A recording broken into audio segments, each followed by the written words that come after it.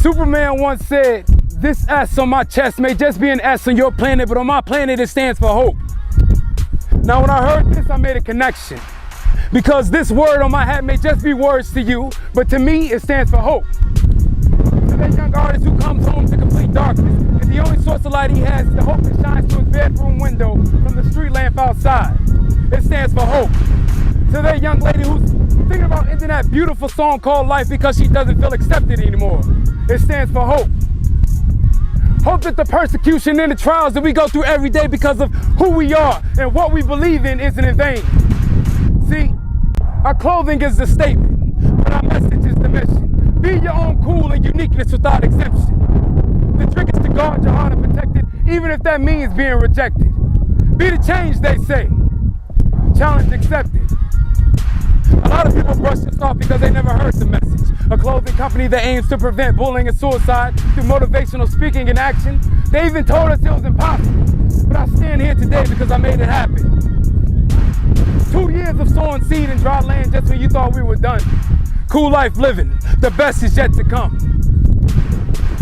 Now see, that young artist is me, and that young lady is my sister. We didn't have much growing up, but at the same time we had everything we needed, and that was hope. That's what I've come here to give you today. It is an honor to be able to stand on the stage and speak of a man like Dr. Martin Luther King. But before I go in about Dr. King, I want to tell you about another king, and his name is David. David was a shepherd. He wasn't the tallest or the strongest. He didn't come from some rich background, nor did he graduate from some big Ivy League school. He was a common kid, some might say. Occasionally he would have to defeat lions and bears from eating his sheep, but that's what happens when you're a shepherd. You protect your flock. Little did David know that these trials and tribulations, disguised as lions and bears, would prepare him for an even bigger opportunity. And his name was Goliath. Goliath was a great warrior, standing at 9 feet tall, wearing 125-pound armor. Long story short, he looked intimidating. But that didn't faze David. See, David ripped his sheep from the mouths of lions and tore them from the paws of bears. As far as he was concerned, this is the moment he'd been waiting for his entire life. I can imagine the thoughts running through David's head as his heart beat like a snare drum. The time is now. David rushed towards the giant with 5 tested rocks and knocked the thread off his feet. Proving to everyone who has eyes and ears that it is possible to overcome what was labeled impossible.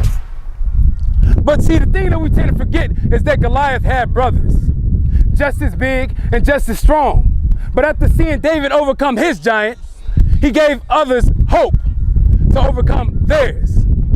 That sound a little bit familiar? See, Dr. King is similar to King David.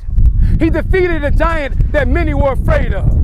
He stood up when the norm was to stand down. He led and edified leaders to do the same. He showed us how to kill a giant and march with purpose. Through his courage, he gave others the ability to speak. Then why are we so quiet about what's going on in the world today? Over time, we have become hushed by society to believe that our voices don't matter anymore. That the type of leader Dr. King was doesn't exist anymore. That if we speak, we won't be heard.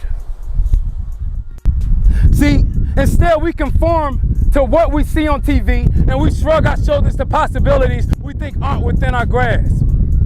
We want to see change, but we don't want to be the change.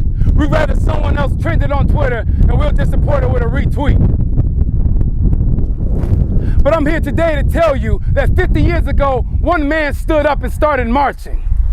Every step was with purpose and every measure brought change. 50 years ago, one man said, "I have a dream," a deeply rooted dream. See, a dream becomes reality one opportunity at a time, one step at a time, one person at a time, one voice at a time.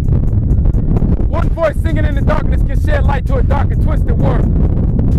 And that dream has manifested itself into reality, and that's why I'm able to stand here today and give you hope. But I have a question for you. Who told us to stop marching? March time, march.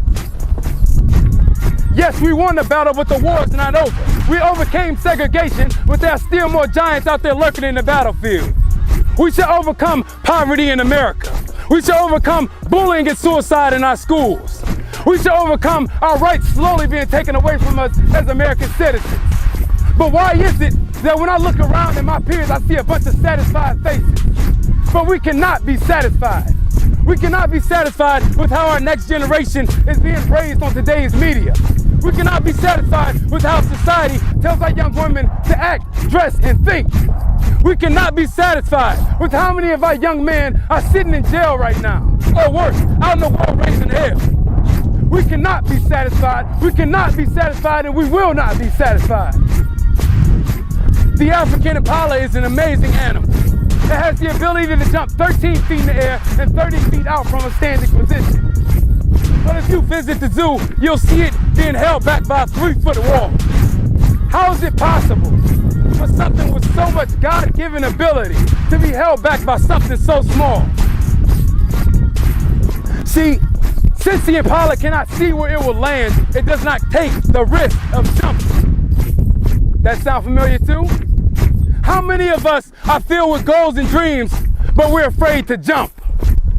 We're filled with so much talent and potential and God-given ability, but we're held back by a 3-foot wall called fear.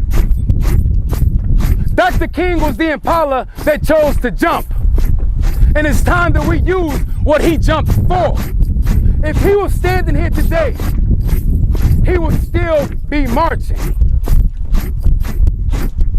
Now, I promised myself that I would challenge you before I step down from the stage today. See, we were all created to be great, but the sad reality is a lot of us settle for average. So I challenge each and every one of you to be great. If you accept that challenge, look to your neighbor and say, "Challenge accepted." Challenge accepted. That was cool. But it wasn't what I was looking for. I'm looking for you to be a little louder. See, I just asked if you accept the challenge to not be mediocre, to not be average, to not settle for what you were given, but to go above and beyond, to sow seeds in the ground even though it's covered in snow. If you accept that challenge, look to your neighbor, stand up tall, and say, "Challenge accepted."